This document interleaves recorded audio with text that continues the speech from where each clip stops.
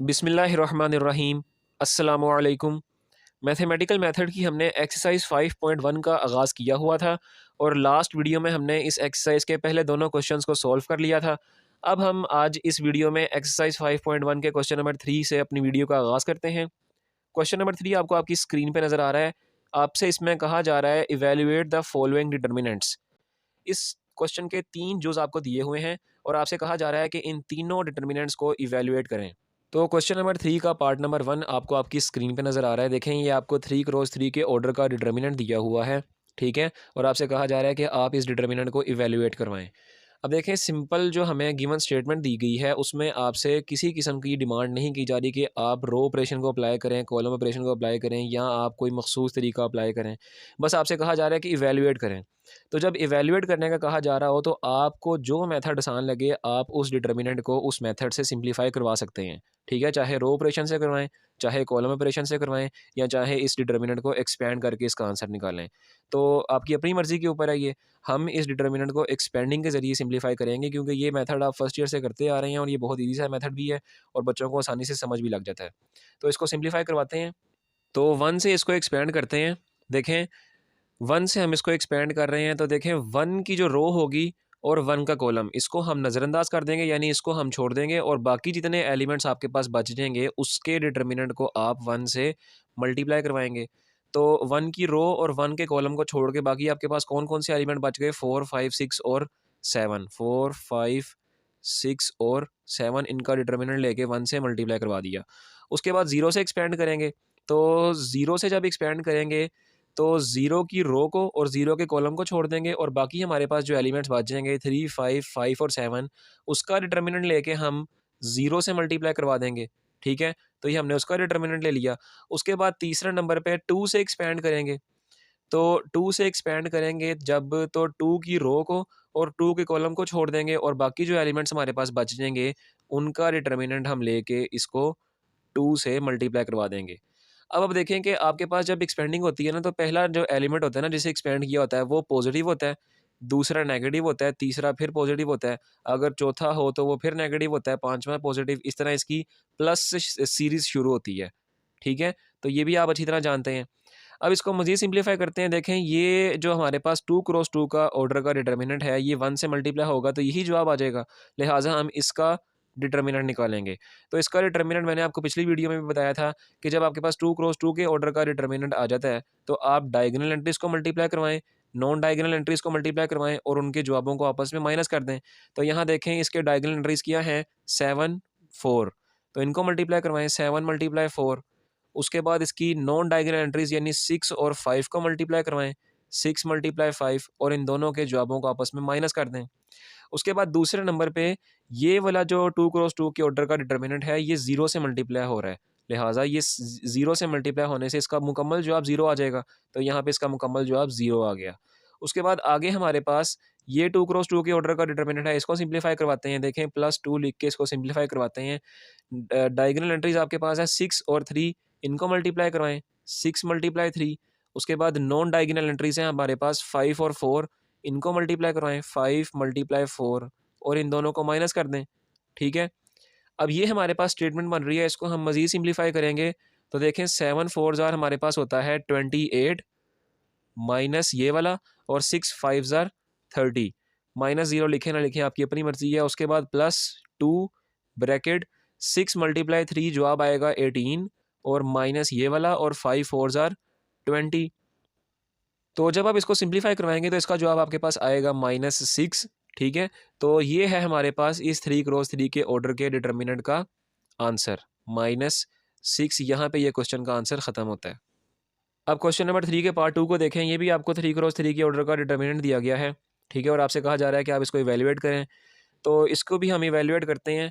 बिल्कुल पिछले क्वेश्चन की तरह इसको भी हम एक्सपेंड करेंगे। तो 2 से इसको एक्सपेंड करते हैं। तो 2 से हम इसको एक्सपेंड कर रहे हैं तो 2 की रो और 2 के कॉलम को छोड़ के बाकी जितने भी हमारे पास एलिमेंट्स बचेंगे उनका हम डिटर्मिनेंट ले लेंगे। तो बाकी बच रहे हैं 2 4 0 और 3, इसका हमने डिटर्मिनेंट ले लिया। उसके बाद है -1, -1 से हम इसको एक्सपेंड करेंगे। तो -1 की रो और -1 के कॉलम को छोड़ के हमारे पास बाकी एलिमेंट्स बच रहे हैं 3 -1 4 और 3, 3 -1 4 और 3 इनका डिटर्मिनेंट ले लिया और उसके बाद हमारे पास आ रहा है 1। तो 1 की रो और 1 के कॉलम को छोड़ के बाकी हमारे पास बच रहा है 3 2 -1 और 0, इनका डिटर्मिनेंट ले लेंगे। ठीक है। अब बिल्कुल पिछले क्वेश्चन में मैंने आपको बताया था कि जब डिटर्मिनेंट एक्सपेंड करते हैं तो पहला एलिमेंट पॉजिटिव होता है, दूसरा नेगेटिव, फिर तीसरा पॉजिटिव। बिल्कुल इसी तरह पहला एलिमेंट हमारे पास 2 पॉजिटिव होगा, दूसरा एलिमेंट नेगेटिव और तीसरा फिर पॉजिटिव होगा। ठीक है। अब इसको सिंप्लीफाई करें। देखें ये 2 तो आपके पास बिल्कुल वैसे ही रहेगा। ठीक है। और ये आपके पास 2 क्रॉस 2 के ऑर्डर का डिटर्मिनेंट है, तो इसको भी सिंप्लीफाई करवाएं। देखें डायगोनल एंट्रीज आपके पास हैं 3 और 2, इनको मल्टीप्लाई करवाएं। 3 2 आर 6 और नॉन डायगोनल एंट्रीज आपके पास हैं 4 और 0, इनको मल्टीप्लाई करवाएं तो 4 × 0 0 ही जवाब आएगा और इनको आपस में माइनस कर दें। उसके बाद ये माइनस और ये माइनस +1 हो जाएगा और आगे 2 क्रॉस 2 के ऑर्डर का फिर डिटर्मिनेंट है, तो दोबारा सिंप्लीफिकेशन करें।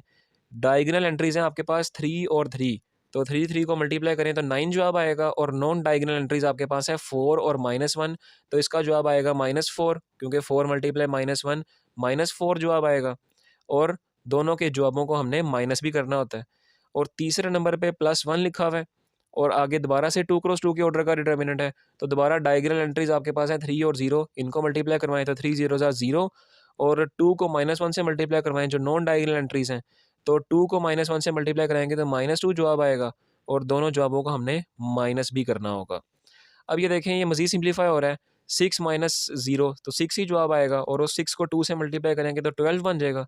उसके आगे +1, 9 -4 है, यानी माइनस माइनस प्लस हो जाएगा तो 9 + 4 बन जाएगा और उसके आगे +1 लिख के 0 -2 यानी माइनस माइनस प्लस हो जाएगा तो ये +2 बन जाएगा। अब जब इसको मुकम्मल सिंप्लीफाई करेंगे तो इसका जवाब आपके पास आ जाएगा +27। ठीक है। तो ये है आपके पास इस 3 क्रॉस 3 की ऑर्डर के डिटर्मिनेंट का आंसर। अच्छा, यहाँ पर मैं आपको एक बात बताता चलूँ कि आप 3 क्रॉस 3 की ऑर्डर का मैट्रिक्स का डिटर्मिनेंट या किसी भी ऑर्डर के मैट्रिक्स का डिटर्मिनेंट साइंटिफिक कैलकुलेटर पे भी बासानी से चेक कर सकते हैं। ठीक है। तो अगर आप वो मेथड समझना चाहते हैं कि साइंटिफिक कैलकुलेटर पे किस तरह मैट्रिक्स का डिटर्मिनेंट चेक किया जाता है, तो आई बटन आपको ऊपर नज़र आ रहा है, यहाँ से क्लिक करके आप 3 क्रॉस 3 की ऑर्डर का मैट्रिक्स या किसी भी ऑर्डर का मैट्रिक्स का डिटर्मिनेंट आसानी से चंद सेकंड्स में ही मालूम कर सकते हैं। ठीक है। यानी देखें ना, ये प्रोसीजर तो हमने किया, उसके बाद हमारे पास आंसर आया, लेकिन साइंटिफिक कैलकुलेटर में सिर्फ आप कैलकुलेटर में ये एंट्रीज पुट करेंगे, इक्वल दबाएंगे तो आपके पास जवाब आ जाएगा चंद सेकंड्स में। तो अगर आप सीखना चाहते हैं तो आप आई बटन के ऊपर क्लिक करके उस वीडियो को देख के आप ये मेथड सीख सकते हैं। अब क्वेश्चन नंबर 3 का लास्ट पार्ट आपको आपकी स्क्रीन पे नज़र आ रहा है। आपको 3 क्रॉस 3 की ऑर्डर का डिटर्मिनेंट दिया गया है और आपसे कहा जा रहा है कि आप इसको इवैल्यूएट करें। तो हम इसको भी एक्सपेंडिंग के ज़रिए हल करते हैं। तो 6 से इसको एक्सपेंड करते हैं। तो 6 से जब आप इसको एक्सपेंड करेंगे तो 6 की रो और 6 के कॉलम को छोड़ देंगे और बाकी जो आपके पास एंट्रीज बच जाएंगी, यानी 4 -5 -6 और 5, इनका डिटर्मिनेंट ले लेंगे। उसके बाद बारी आएगी -6 से एक्सपेंड करने की, तो -6 से एक्सपेंड करें। तो -6 की रो और -6 के कॉलम को छोड़ देंगे और बाकी हमारे पास एंट्रीज़ क्या बच रही हैं, 2 10 -6 और 5, इनका डिटर्मिनेंट ले लेंगे। 2 10 -6 और 5, उसके बाद है 6, तो 6 से एक्सपेंड करेंगे। तो 6 से जब एक्सपेंड करेंगे तो 6 की रो और 6 के कॉलम को छोड़ के बाकी जो एंट्रीज़ बच रही हैं, यानी 2 4 10 और 5, इनका डिटर्मिनेंट ले लेंगे। अब बिल्कुल उसी तरह एक्सपेंड जब हमने कर लिया है तो एक्सपेंडिंग का पहला एलिमेंट प्लस, दूसरा माइनस, तीसरा फिर प्लस होता है। ठीक है। अब इसको मज़ीद सिंप्लीफाई करें, तो मज़ीद सिंप्लीफिकेशन के लिए देखें, ये 6 तो आपके पास वैसे ही रहेगा, ये 2 क्रॉस 2 के ऑर्डर का डिटर्मिनेंट है, तो इसको सिंप्लीफाई करें। डायगोनल एंट्रीज आपके पास हैं, इनको मल्टीप्लाई कराएं, 5 4 ज़ा 20 और नॉन डायगोनल एंट्रीज आपके पास हैं -5 और -6, इनको मल्टीप्लाई करेंगे तो +30 जवाब आएगा। ठीक है। और दोनों आंसर्स आपस में माइनस हो जाएंगे। उसके बाद ये माइनस माइनस प्लस हो जाएगा तो +6 बन जाएगा और आगे फिर 2 क्रॉस 2 के ऑर्डर का डिटर्मिनेंट है, तो डायगोनल एंट्रीज को मल्टीप्लाई करवाएं, 5 × 2 10, उसके बाद नॉन डायगोनल एंट्रीज यानी 10 और -6 को मल्टीप्लाई करवाएं तो इसका जवाब आएगा -60 और दोनों जवाबों को आपस में माइनस कर दें। उसके बाद ये +6 और आगे फिर 2 क्रॉस 2 के ऑर्डर का डिटर्मिनेंट है, तो डायगोनल एंट्रीज 5 और 2 को मल्टीप्लाई कराएं, 5 2 ज़ा 10 और नॉन डायगोनल एंट्रीज़ यानी नॉन डायगोनल एंट्रीज़ यानी 10 और 4 इनको मल्टीप्लाई करवाएँ तो 10 4 ज़ा 40 और इनको आपस में माइनस कर दें। तो जब आप इसको मुकम्मल सिंप्लीफाई करवाएँगे तो इसका जवाब आपके पास आ जाएगा +60। तो ये है आपके पास इस 3 क्रॉस 3 के ऑर्डर के डिटर्मिनेंट का आंसर।